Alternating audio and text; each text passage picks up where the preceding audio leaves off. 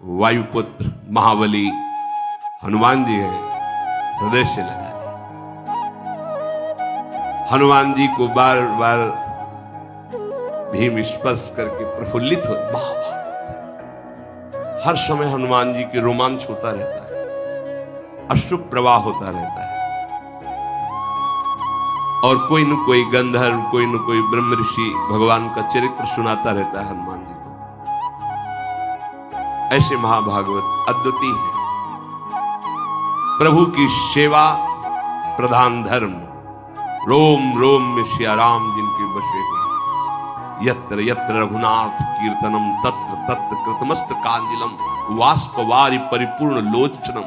बड़ी अपार श्रद्धा है महाभागवत। जो हनुमान जी को किसी शक्ति विशेष का रूप देख करके फिर वो ये बात नहीं समझ पाता। महाभागवत प्रेम प्लावित हृदय, हर समय प्रभु के प्रेम में डूबे रहते हैं। इसलिए कदली वन में एकांत, कभी भगवान के चरित्र को सुन रहे हैं, कभी भगवान के नाम कीर्तन में, कभी रूप में, कभी उनके लीला गुणों में डूब करके अश्रु प्रवाह करते हैं। भीम जी बार बार स्पर्श कर रहे, बहुत सुख मिल रहा है। महाभागवत के स्पर्श से परम सुख मिलता है। भीम जी की भी आंखों से अश्रु प्रवाह हो रहे हैं, क्योंकि रंग चढ़ता है ना। बार बार हनुमान जी के चरणों में प्रणाम करते, फिर खड़े हो जाते, फिर दर्शन करते, फिर प्रणाम करते। आहा, आज मेरे समान कोई बड़भागी नहीं भीम जी के, क्योंकि आज मुझे महाभागवत ज्येष्ठ भ्राता महाबली हनुमान जी का दर्शन हुआ। आपने मुझ पर बड़ी कृपा की, अपना जान करके आपने दर्शन दिया। अब एक प्रिय कार्य आपसे कराना चाहता हूं। मेरे हृदय में जब मैं आपकी चर्चा सुनता तो ये लगता कि मैं अपने भ्राता का वो रूप कब देखूंगा जो लंका में प्रकाशित किया, जिस रूप में जानकी जी के सामने जानकी जी से कह रहे थे कि आप चिंता न करो। वाल्मीकि रामायण में ये आपका दुख देख करके कहीं मेरा क्रोध ना उमड़ पड़े, मां विनाश कर दूंगा इस लंका का यदि क्रोध आ गया, और मैं डर रहा हूं कि कहीं भगवान की आज्ञा का उल्लंघन ना हो जाए। जानकी जी ने कहा यही रखवाले इतने बड़े बड़े हैं कि बेटा आप उनसे पार नहीं पा सकते। उन्होंने कहा मां यदि अपने हृदय में सुख धारण करो तो ये पुत्र आपको, जानकी जी ने अति लघु रूप धरेऊ हनुमाना, पैठा नगर सुमिर भगवाना। डाल पे छोटे रूप में जैसे वानर रूप, ऐसे तो जानकी जी सो इतने विकराल भयानक दे, कनक भूधराकार शरीरा समर भयंकर, टांगों के नीचे लंका, वो भयानक रूप। और जब दहाड़ कर दे तो फट जाए आकाश, ऐसा अपार कि जिनका छोटा करो नहीं सब देख लो, वो भयंकर। मैं एक और प्रिय कार्य कराना चाहता हूं। मेरे हृदय में बहुत समय से है कि मैं अगर कभी अपने भ्राता से मिला तो मैं वो रूप देखना चाहता हूं। मकराले समुद्र को लांग करके लंका में प्रवेश करना, लंका को भस्म करना, मैं वो आपका विकराल रूप देखना चाहता हूं। मुझे बहुत सुख होगा। वैसे हमारी आप पर बड़ी श्रद्धा भी, और आप मेरे बड़े भ्राता भी हैं, तो दोनों से मैं अधिकारी होता हूं। जब श्रद्धा प्रबल हो तो गूढ़ तत्व महापुरुष जन नहीं दुरा सकते। तो मेरी श्रद्धा भी आप पर प्रबल है और मैं आपका भ्राता भी हूं। हनुमान जी हंस पड़े, कहा भैया नहीं नहीं, उस रूप को तुम्हारे देखने की सामर्थ्य नहीं है। कोई भी त्रिभुवन में उस रूप को देखकर धैर्य धारण नहीं कर सकता। और फिर वो समय कुछ और था, अब समय कुछ और है, छोड़ो बात। देखो युग धर्म का प्रभाव होता है।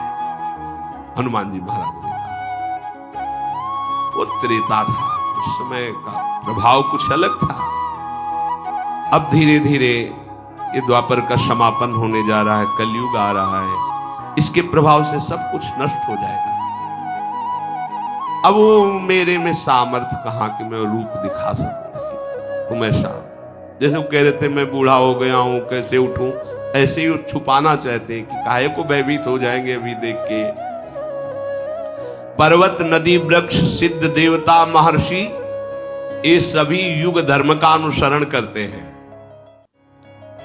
युग धर्म के अनुसार शरीर बुद्धि बल साधना बल इन सब में न्यून या अधिकता आती है, जैसा समय होता है उसके अनुसार।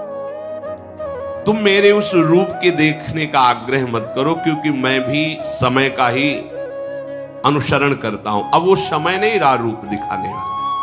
भीमसेन ने कहा प्रभु आप ऐसा समय को क्यों इतना बलवान बता रहे हैं, आप तो सर्व सामर्थ्यशाली हैं। हनुमान जी ने कहा था पहले सतयुग था, उस सतयुग में उस समय में सबके अंदर धर्म था, इसीलिए उसका नाम कृतयुग पड़ा। सब धर्म युक्त आचरण करते थे, कोई एक भी नहीं था जिससे पापाचरण हो। मनुष्यों में सब धर्मात्मा थे और सब ध्यान परायण थे। सतयुग में प्रधान साधना ध्यान की थी। तदाकार वृत्ति प्रभु में कृतम एव सर्व शुभम यस्मिन युगे कृतयुगे, जिसमें केवल शुभ ही शुभ धर्म में कर्म हो उसका नाम कृतयुग मतलब सतयुग। कहीं भी किसी व्यक्ति में धर्म का ह्रास नहीं देखा जाता था। माता पिता के रहते हुए संतान कभी नहीं मरती थी, लेकिन समय का परिवर्तन सबका परिवर्तन कर देता है। धर्म का ह्रास होने लगता है, माता पिता के सामने बालक मरने लगते हैं। कृतयुग में कोई द्वेष नहीं करता था, भेदभाव नहीं था, किसी भी अन्न का दूध का क्रय विक्रय नहीं होता था, बेचना खरीदना ये सब। ये तो हम अपने बाल्यावस्था में भी ऐसे कुल में पैदा होकर दूध बेचता है अपराध सा साबित होता था। गाय का जिसे दूध आदि ये तो व्यवहार में बंटता था। 8-10 जैसे गाय है तो आसपास के 2-4 लोग दूध ले जाना मठा ले जाना, ये ऐसे व्यवहार में, बेचने का नाम नहीं। दूध घी बेचना मतलब एक तरह से न्यून माना जाता था, ये ठीक नहीं है, वो अपने धर्म से नहीं चलता, दूध बेचता है ऐसा माना जाता था। इस युग में जो कृतयुग है इसमें कभी किसी को रोग नहीं होता था, इंद्रियों का बल क्षीण नहीं होता था, क्योंकि कोई अधर्म नहीं करता था, कोई दोषों को स्वीकार ही नहीं करता था, किसी में दोष दिखाई नहीं देते थे, कभी किसी को दुख से रोते हुए नहीं देखा गया। सब धर्म परायण, किसी में घमंड नहीं देखा गया, किसी में धर्म विरुद्ध विकार नहीं देखा गया, कहीं कोई कलह विग्रह झगड़ा ये सब नहीं देखा गया। सब योग का आश्रय लेकर परब्रह्म परमात्मा भगवान श्री हरि के ध्यान में निमग्न रहना, सदा सबकी वृत्ति प्रभु में लगी रहती थी, सब प्रभु की सेवा में, सब सनातन धर्म के अनुयायी। अब जब त्रेता लगा तो उसमें एक चरण का धर्म का नाश हो गया। भगवान की उपासना भी त्रेतायाम यजते मखई, प्रधान यज्ञ क्रिया हो गई। पहले में ध्यान, दूसरे में यज्ञ क्रिया हो गई। यज्ञ करना, धर्म करना, सत्कर्म करना, संकल्प करना, वेदोक्त दूसरों को दान करना, ये ऊपर नहीं। ऊपर सब एक ही धर्म में भगवत चिंतन परायण, सब स्वस्थ, कहीं किसी में कोई अधर्म नहीं। लेकिन त्रेता में ऐसा, त्रेता युग में दान तपस्या यज्ञ और धर्मयुक्त आचरण पर क्रियापरायण। जब द्वापर लगा तो 2 धर्म के चरण क्षीण हो गए। इसमें पूजा प्रधान हुई। ऋक यजु साम अथर्व वेद को 4 भागों में बांटा गया।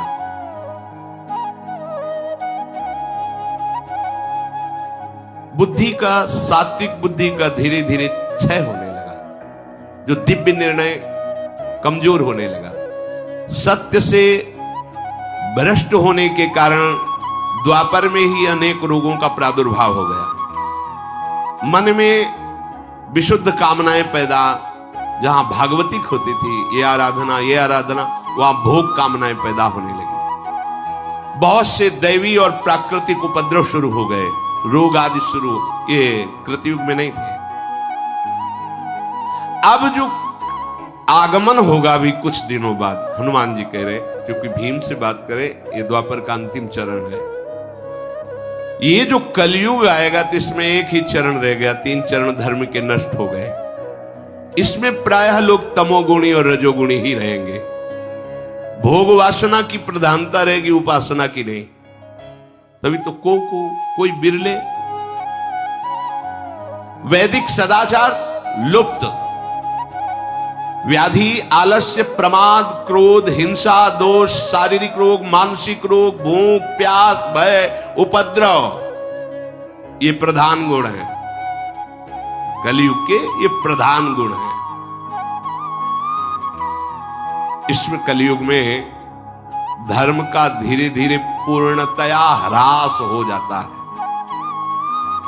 अब किसी को डर लगता है क्या कि मैं किसी महात्मा के विषय में क्या बोल रहा हूं? कुछ नहीं, कोई भय नहीं। पैसा मिले, कुछ भी दिखाना पड़े, कुछ भी बोलना पड़े, किसी को भी, कोई भय नहीं। तुम्हारे सुकृत जब होगा तो देखा जाएगा, अभी तो मौज में है, अभी तो आ रहा है। बस हमें अपनी भूख मिटानी, अपनी वासना की पूर्ति करनी। उपासना का कोई लक्ष्य नहीं कि जब तक हमें सत्य वस्तु का बोध न हो जाए तब तक किसी पर निर्णय नहीं किया जा सकता। सामने होने पर भी बहुत काल तक हम उसका निरीक्षण परीक्षण करेंगे, यदि अधिकार मिला है, फिर उसके बाद सत्य पर पहुंचकर फिर उसके विषय में बोला। युग परिवर्तन होने पर कलयुग से ऐसे सब प्रभावित हो जाते हैं कि केवल सुख सुविधा भोग सामग्री मिले, बस। वो कैसे मिले इससे कोई मतलब नहीं। क्या कर रहे हो, क्या धर्म है, क्या धर्म, इससे कोई मतलब नहीं। लोक क्षीण होने लगता है, प्रकृति उल्टा उसे दंड देने लगती है। आम की फसल जब आती थी तो अपने लोग बच्चे थे, झोला लेकर भाग जाते और 1-1 किलोमीटर तक आम के अलग अलग बगीचे होते थे, गांव के पूरे ऐसे बगीचे। 3 बजे उठ करके सुबह भाग के चले जाओ, 10-20 किलो आम फिर ही ले आओ। तो जैसे 4-5 बच्चे गए, अब रखवाले में बूढ़े दादा है, उनसे राम राम की, और आम बिनने आए होगे? नहीं, हम तो अपने बगीचे जा रहे हैं। 4-5, 2 उनको बातों में लगाए, 2 बिन लिए, फिर 2-4 भाग में कर लिए और भाग गए। मतलब स्वाभाविक। कहां वो बड़े बड़े वृक्ष, एक गाड़ी आम गिरे, ऐसे वृक्ष, बड़े बड़े वृक्ष कहां रह गए? जितने रसाल हैं, जितने रस वाले जो वृक्ष हैं, जो पूज्य वृक्ष हैं, वो अंतर्ध्यान हो, प्रकृति परिवर्तित होती चली जा रही। जब वर्षा होनी चाहिए तो बूंद नहीं, धूल उड़ रही, और जब फसल पक के तैयार है तब वर्षा हो रही है, सब नष्ट हो रही प्रकृति। क्यों? क्योंकि धर्म का ह्रास। युग का प्रभाव मनुष्य को कमजोर कर देता है। ये आगे जो कलयुग आने वाला है, इसमें कोई चिरजीवी नहीं होगा। भारी तपस्या भारा। कितने साल को बोले? 20 साल। क्या बोले? High blood pressure, low blood pressure, 500 sugar, और कितना चाहिएगा बेचारा है? अब तो यार दिखाई दे रहा है, केवल पैंट शर्ट दिखाई दे रहा है, उनमें जांग कितनी है तो समझे में नहीं आ रहा है। गांव में जैसे खेत की रक्षा के लिए नहीं धोख खड़े किए जाते थे, ऐसे नजर आ रहे। हाँ, मतलब वो चलते हैं तो बस वो कपड़ा ही हिलता नजर आता है टांगों का। वहां कोई कि भाई यौवन शक्ति से संपन्न तेजो में, ऐसा तो नजर नहीं आता है। क्यों? क्योंकि पिज्जा बर्गर खा करके और नाना प्रकार की कुविचारधाराओं वाले दृश्य देख करके वो अपने आप को खो रहे हैं। उनके अंदर संयम, जितेंद्रियता, पवित्रता, उसका परिणाम यह है कि नए नए बच्चे आकर प्रश्न करते, मैं आत्महत्या करना चाहता हूं, इतना कमजोर हो चुका हूं, इतना ग्लानि से युक्त हो चुका हूं। शास्त्र के द्वारा जब आप संयम से चलेंगे तो आपको दिखाई देगा कि आपका ये शरीर भी स्वस्थ है, आपकी मानसिकता भी स्वस्थ है, आपके विचार आपको प्रसन्न रखेंगे। जब अधर्म होगा तो सबसे बड़ा दंड जानते हो क्या मिलता है? विचार न्यून कर करके उससे नकारात्मक सोच में डाल दिया जाता है। यह पाप का फल है। विकार को जो हमारे हृदय में नाना उनकी बढ़ोतरी, और विचार जो विकारों को दबाता है वो असमर्थ और निगेटिव चिंतन। निगेटिव, अगर पॉजिटिव चिंतन का भाव अंदर आ जाए तो बिना संपत्ति के आप सुखी रहेंगे। अगर निगेटिव चिंतन बना रहे तो दुनिया की संपत्ति है, पर नकारात्मक सोच वो तुम्हें मारे डाल रही, वो जलाए डाल रही। क्यों? क्योंकि धर्म नहीं है। आप प्रसन्न रहिए, आप देखिए संतुष्टायन केनवा, आप एकदम खिले रहेंगे। भारी से भारी रोग में आप एकदम आनंदित रहेंगे। न शरीर में न बाहर कोई अव्यवस्था नहीं, और जल रहे हैं। क्यों? क्योंकि अधर्म आचरण हो रहा है, तो नकारात्मक सोच करके तुम्हें जला रही है। शत्रुदमन, अब तो हमारे पहले वाले रूप देखने की बात छोड़ दीजिए। भीमसेन ने कहा, अब बहकाइए मत प्रभु, मैं बिना आपका वो रूप देखे संतुष्ट नहीं होऊंगा। आप कृपा करें और मेरे सामने वो रूप प्रकाशित करें। जब भीमसेन ऐसा कहने लगे तो भगवान मुस्कुराए और बहुत जोर से आवाज की, जय श्री राम। दृष्टि अंत ही नहीं नजर आ रहा है कि हनुमान जी का मुखारविंद कहां है। वो भयंकर रूप धारण किया। उनकी लंबाई, चौड़ाई, ऊंचाई तीनों चीजें नहीं देख पा रहे हैं भीम। कितना चौड़ा शरीर, कितना लंबा, भीम नहीं देख पा रहे हैं। कदली वन को लांघकर गंधमादन घुटनों तक आ गया। गंधमादन पर्वत, ऐसा नहीं है, गंधमादन पर घुटनों तक आ गया। हनुमान बोले बस करें या और बढ़ाएं। उनका इतना विशाल स्वरूप दे, लाल आंखें, विकराल दाढ़े, और उनकी श्वास ऐसी चल रही थी जैसे प्रचंड तूफान चल रहा हो। हनुमान जी की श्वास, भौहें तन गई क्योंकि विकराल रूप देखना चाहते थे। और पूंछ को हिलाकर जो फटकारा, ऐसा लगा कि आकाश फट जाएगा, ऐसी आवाज प्रकट हुई। हनुमान जी के सामने जैसे सहस्त्र सूर्य उदय हो गए, ऐसा तेज प्रकट है। पूरे कंचन वरण विराज सुविशा, सुवर्ण में मेरु पर्वत 4 लाख योजन का है, छाती के सामने है, और ऊपर हनुमान जी। भीमसेन की आंखें बंद हो गई, घबराहट पैदा हो गई।